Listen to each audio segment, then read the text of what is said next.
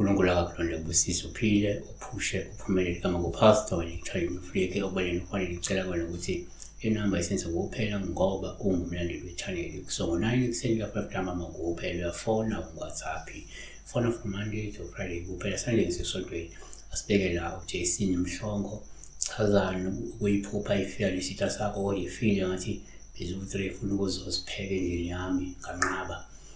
uJC befanele abingelele abese uyacela, angiyithandi indlela abuza ngayo.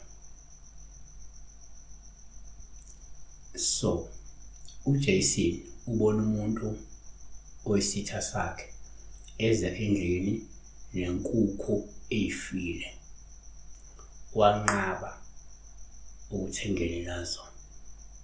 It's a positive dream, iphupho elihle uma umuntu eza nenkukhu ezimbi eyifile eza nazo kuwe ekunika zona kodwa ungayithathi. Kuhle lokho, uyinqabe.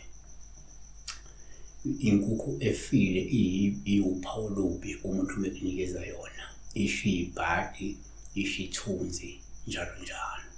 So kodwa la akayithathanga, unqabile. So number 1, ngokujwayelekile ukuphupha umuntu kuwuphawu olubi umekunika inkukhu efile, ngoba lokho kusho ukuthi kungenzeka lo muntu uyaganga, uzama ukugadla ngemithi emnyama ezovala ubunhlanhla. 2, kwesinye isikhathi omunye ngathi uma uphupha umuntu uphawu olubi umekunikeza inkukhu efile, lusho ukuthi kungenzeka lo muntu ube ugadla ngemithi ekufezanga ukufaka isinyama.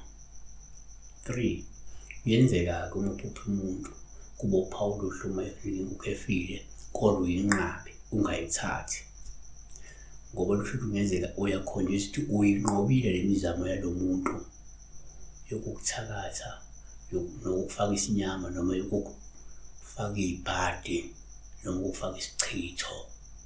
Yabona, ubekulahlele ngethunzi wanqoba kodwa ngoba le nkukhu awuyithathanga. Siyabona.